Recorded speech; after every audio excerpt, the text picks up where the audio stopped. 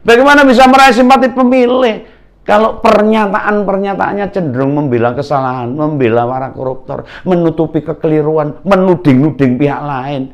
Yo, renek wong milih.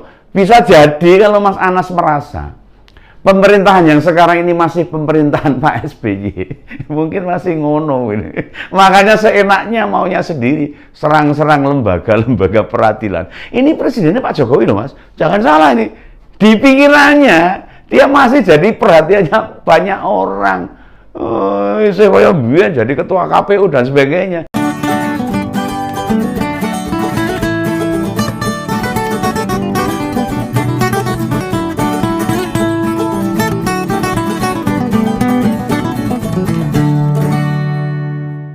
Halo, ketemu lagi tetap di Ngompol Ngopini Politik. Ini ada beberapa ini kejadian politik yang lumayan mengejutkan, mengagetkan nih. Awal minggu ini misalnya capres koalisi perubahan yang bingungi golek-golek wakilnya itu. Ada lagi ketua umum Projo. Oh, Budiari Setiati yang dilantik jadi Menkominfo. Wah, kabarnya gabung Prabowo.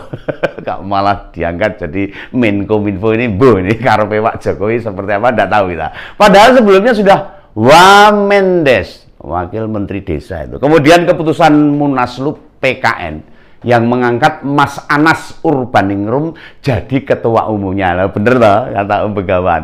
Pasti nih Mas Anas itu kemarin tuh Om Begawan bilang ini Mas Anas mau jadi ketua umum PKN ini. Ini betul ini, lumayan banyak ini loh info yang menyebar di masyarakat. Tapi yang mengejutkan, loh kok Mas Anas menyebut mantan koruptor yang belum bisa dicalonkan akibat putusan pengadilan. Itu sesuatu yang zalim atau dizolimi. Waduh, ini kalau ini saya nggak setuju ini. Begawan atau setuju. Ini kalau koruptor masuk parpol, jadi bicaranya ya njuk ngelantor ini. Wah, aku moh ini. Apapun masa lalu Mas Anas yang mendekam 8 tahun di penjara, bergaul dengan sesama narapidana, kesannya kok jadi sok membela diri. Lah memangnya perbuatan Mas Anas waktu mengambil duit rakyat yang bermiliar-miliar itu melalui proyek Hambalang tidak jauh lebih zolim, menjolimi masyarakat dan negara ini. Ini harus dipikir Mas. Gini loh Mas Anas, panjenengan itu dilarang nyalek mau 5 tahun pasca keluar dari penjara. Itu berarti tahun 2029 sudah bisa nyalek lagi. Nggak apa-apa, nyalek nanti. Nanti saya jadi tim sukses. Nah coba, kalau hakim memonis bentuknya larangan dipilih dalam pemilu selama 4 kali pemilu, apa malah rekoso ciloko tuh? Apa nggak lebih lama lagi? Anda keluar tahanan, ini anak udah besar. Katanya kalau nggak salah diterima di Fakultas Kedokteran UI ini, menurut kabar di medsos itu. Rumah ya masih ada, masih kaya raya dan tidak jatuh miskin loh. Loyalitas juga mau bikin partai, berjejaring di Partai Kebangkitan Nusantara. Kurang apa lagi? Lah begitu keluar langsung dapat jatah ketua umum partai. Ora gagah. Dulu ketua umum Partai Demokrat, sekarang PKN. Loh kok masih nggak terima seperti ini, nggak mengucap syukur loh. Ini politisi sudah banyak ini mendapatkan sesuatu dibandingkan dengan yang lain. Hakim memutuskan begitu itu karena memang mandat undang-undang ora sakarepe dhewe hakimin. Lah apa dasarnya? Harus diakui belum semua koruptor yang berasal dari dunia politik dikenai hukuman tambahan larangan nyalek. Ini harus diketahui nih. Hakim kan punya independensi soal itu. Bisa jadi dulu hakim yang memonis Anda ketok di vonis itu. Ini sebenarnya menggemari mantan ketua PBHM itu. Ini mungkin fans jenengan itu. Jadi begitu tahu orang yang dipuja-puja itu korup, ya kan ya nesu hakime.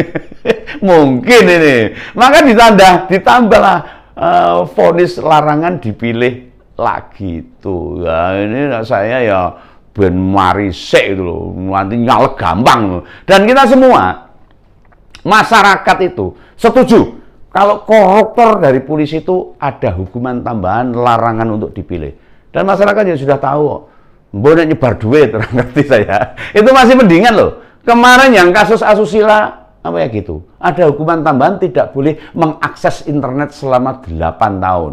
Nah, oh ya itu revenge point itu si Alwi yang yang dari Pandeglang itu kalau nggak salah itu.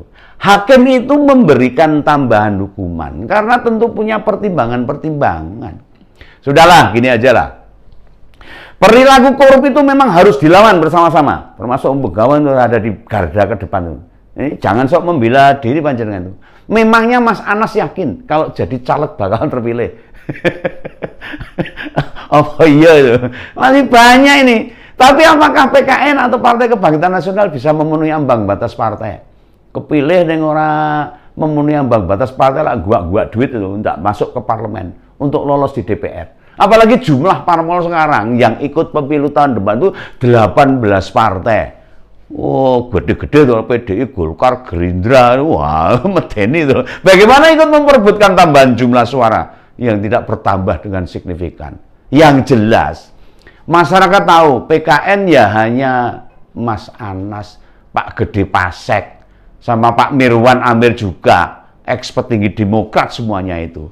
Ya wis sami mawon setali 3 uang tuh. Demokrat aja kelipuk sekarang apalagi sempalannya. Ini harus dipikirkan ini.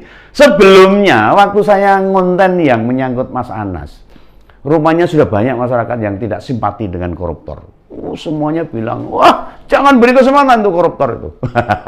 Ini saya setuju. Termasuk katanya mau membuka sejelas-jelasnya kasus Hambalang. Ini ditunggu ini. Ben dosane rada berkurang sithik. Ya ternyata ya wedi, takut itu. Tidak berani membongkar apapun. Malah meminta orang yang dulu berkuasa, yang membuat dirinya terpenjara 8 tahun untuk bertobat. Loh Mas Anas iki piye to? Loh jelas-jelas pengadilan memutuskan dia terbukti bersalah kok. Mbok panjenengan tuh yang tobat. Soal dulu Pak SBY gimana, dia sudah mendapatkan efek dari tindakannya itu. Ya misalnya suara Demokrat melorot karena ya kondisi Demokrat yang orang karu-karuan itu. Mas Ahy sampai sekarang ya nggak jadi apa-apa itu. Ya mungkin itu timbal baliknya itu. Bukan hukum karma itu sebab akibat. Tidak ada elit Demokrat yang prestasinya menonjol dan lain sebagainya. Ya wis intu aneh seperti itu. Dan secara subjektif bisa kita nilai beberapa pernyataan Mas Anas tidak lagi garang, orang lagi kendel. Seperti waktu jadi ketua HMI itu, kuandele raum sudah tidak menunjukkan kecerdasan politiknya. Ini sudah mungkin mulai pikun ini. Institusinya sudah hilang. Ya. Dan sekarang malah banyak menuduh sana sini. Nyalahke wong liya meneh. Termasuk ketika wartawan yang mengkonfirmasi soal janjinya itu. Serupiah Anas korupsi, gantung Anas di Monas. Wah, itu ora mung serupiah bermiliar-miliar gantung ning ngendi. Lah apa jawabannya? Malah dia menjawab yang dikantung itu harapannya katanya, ngeles meneh. Enggak lucu itu, enggak lucu sama sekali. Ya kita tahu politisi itu punya 1001 jurus membolak-balikkan pernyataan. Kayak wong main silat itu. Sejak keluar dari penjara 3 bulan yang lalu. Dan sekarang sudah bebas murni. Manuver politiknya dia, atau bahkan analisis beberapa pihak yang menyebut Mas Anas akan membalas Pak SBY. Wah, jangankan membalas. Lemong kritisnya yang dulu saja sudah hilang tak kemana. Ngomong jirih itu. Kalau bahasa Jawa itu ingah-ingih itu, mindak-mindi itu orang duwe keberanian apa-apa. Ya kasihan itu. Yang kasihan itu malah Pak Gede Pasek harusnya. Dulu sudah moncer itu di Handura itu, Pak Gede Pasek itu. Lalu jadi DPD juga mewakili Bali. Dia bersusah payah mencoba membuat PKN. Sahabatnya yang dikira masih secerdas dan seelegan dulu hilang semua karismanya. Kasihan ini Pak Gede Pasek. Nah, dengan badan yang tetap gemuk gitu. Malah ini jadi dipikiran pegawai ini.